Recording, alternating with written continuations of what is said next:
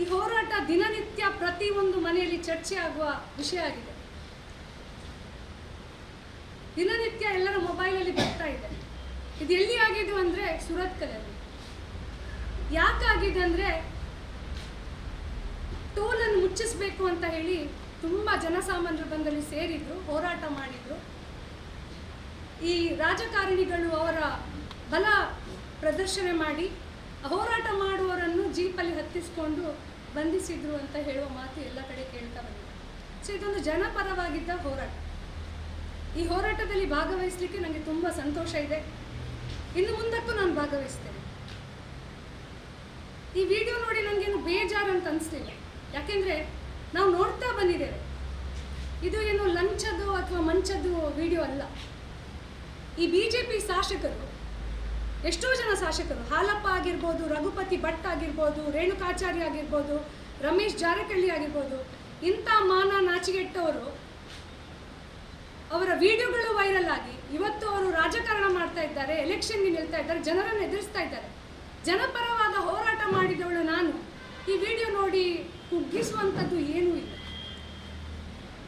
ಇದು ಲಂಚದ ವಿಡಿಯೋಸು ಅಲ್ಲ, ಲಂಚ ತಗೊಳ್ಳಿಲ್ಲ. ನನ್ನ ರಾಜಕೀಯ ಜೀವನ 10 ವರ್ಷ ಆಯಿತು. ಯಾರಾದರೂ ಒಬ್ಬರು ಬಂದು ಹೇಳಿ ನಾನು ಲಂಚ ತಗೊಂಡಿದ್ದೇನೆ, ಲಂಚ ತಗೊಂಡು ಕೆಲಸ ಮಾಡಿದ್ದೇನೆ, ಅಥವಾ ಯಾರ್ದಾದ್ರೂ ಒಂದು 10 ರೂಪಾಯಿ ದುಡ್ಡು ನನ್ನ ಹತ್ರ ಇದೆ ಅಂತ ಬಂದು ಹೇಳ್ಕೊಳ್ಳಿ. ಈಶ್ವರಪ್ಪ ನೋಡಿದ್ದೇವೆ, 40% ಕಮಿಷನ್ ತಗೊಂಡು ಅವ್ರು ಯಾವ ರೀತಿ ಸಿಕ್ಕಿಬಿದ್ದು, ಯಾರೋ ಒಬ್ಬ ಡೆತ್ ನೋಟ್ ಬರೆದು ಅವನ ಜೀವ ಕಳ್ಕೊಂಡ. ಅದು ಬಿಟ್ಟು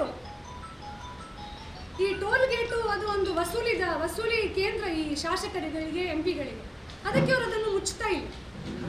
ಅಥವಾ ನಾನು ಹರೀಶ್ ಪೂಂಜನ ಥರ ಏನೋ ತಲ್ವಾರ್ ಕತೆ ಹೇಳಲಿಲ್ಲ. ಮೊನ್ನೆ ರಾತ್ರಿ ಪೊಲೀಸರು ನಮ್ಮ ಮನೆಗೆ ಬಂದಿದ್ದರು, ತಲ್ವಾರ್ ಇಟ್ಕೊಂಡು ಬಂದಿದ್ದರು, ಅದರ ಎಡ್ಜು ತುಂಬ ಶಾರ್ಪ್ ಇತ್ತು, ಅದು ತುಂಬ ತಲ್ವಾರ್ ದಪ್ಪ ಇತ್ತು ಅಂತ ಹೇಳಿ ಕತೆಗಳನ್ನು ನಾನು ಕಟ್ಟಲಿಲ್ಲ. ನಾನು ಸಮಾಜಕ್ಕಾಗಿ ನಾನು ಹೋರಾಡಿದ್ದೆ.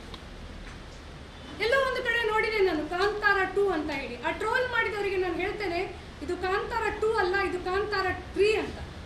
ಕಾಂತಾರ 1 ಆಗಿದೆ ಎಲ್ಲಿ ಅಂದರೆ ಕೋಣಿಕೆರೆಯ ಗೂಂಡಗಳನ್ನು ಅಟ್ಟ ಹಾಕಿದೆ ನಾನು ಒಂದು 8 ವರ್ಷದ ಹಿಂದೆ. ಅದು ಕಾಂತಾರ 1. ಕಾಂತಾರ 2 ಅಬ್ದುಲ್ ಸತ್ತಾರ್ ಅಂತ ಹೇಳುವ ಒಬ್ಬ ಕಾಮುಕ ಹೆಣ್ಣು ಮಕ್ಕಳಿಗೆ ಕಿರುಕುಳ ಕೊಡುವಾಗ ಅಲ್ಲಿ ಅವನಿಗೆ ನಾನು ಹೊಡೆದಿದ್ದೆ. ಅದು ಕಾಂತಾರ 2. ಇವತ್ತು ಈ ಹೋರಾಟದಲ್ಲಿ ಭಾಗವಹಿಸಿದ್ದು ಕಾಂತಾರ 3. ಇನ್ನು ಇದರ ಭಾಗಗಳು ಬರಲಿಕ್ಕಿದೆ. ಕಾಂತಾರ 4, 5, 6. ಕಾಂತಾರ 4 ಯಾವುದಂದ್ರೆ ನಮ್ಮ ಸುರತ್ಕಲಲ್ಲಿ ಒಂದು ಬೃಹತ್ತಾದ ಒಂದು ಬಿಲ್ಡಿಂಗ್ ಅಲ್ಲಿ ಎದ್ದು ನಿಂತಿದೆ. ಮೊಯ್ದೀನ್ ಬಾವ ಯಾವ ರೀತಿ ಅದನ್ನು ಬಿಟ್ಟು ಹೋಗಿದ್ದಾರೆ ಅದೇ ರೀತಿ ಅದು ಇವತ್ತಿಗೂ ಇದೆ ಅಲ್ಲಿ. ಅದು ಕಾಂತಾರ 4 ನಲ್ಲಿ. ಕಾಂತಾರ 5 ಇಲ್ಲಿ MRPL ಅಲ್ಲಿ 4th ಫೇಸ್ ಬರ್ತಾ ಇದೆ. ಅಲ್ಲಿ ನಮ್ಮ ಯುವಕರಿಗೆ ಕೆಲಸ ಕೊಡದೆ ವಂಚನೆ ಮಾಡ್ತಾ ಇದ್ದಾರೆ. ಅದು ಕಾಂತಾರ 5. ಸೊ ನಿರಂತರವಾಗಿ ನಾನು ರಾಜಕೀಯದಲ್ಲಿ ಇರಲಿ ಇಲ್ಲದಿರಲಿ, ನನಗೆ ಯಾವಾಗ ಸಮಾಜದಲ್ಲಿ ತಪ್ಪು ಅಂತ ಅನಿಸ್ತದೋ ನಾನು ನನ್ನ ಧ್ವನಿಯನ್ನು ಇನ್ನೂ ಜೋರಾಗಿ ಗಟ್ಟಿಯಾಗಿ ಹೇಳ್ತೇನೆ. ಟ್ರೋಲ್ ಮಾಡಿ ಏನು ಬೇಕಾದರೂ ಮಾಡಿ, ಐ ಡೋಂಟ್ ಕೇರ್.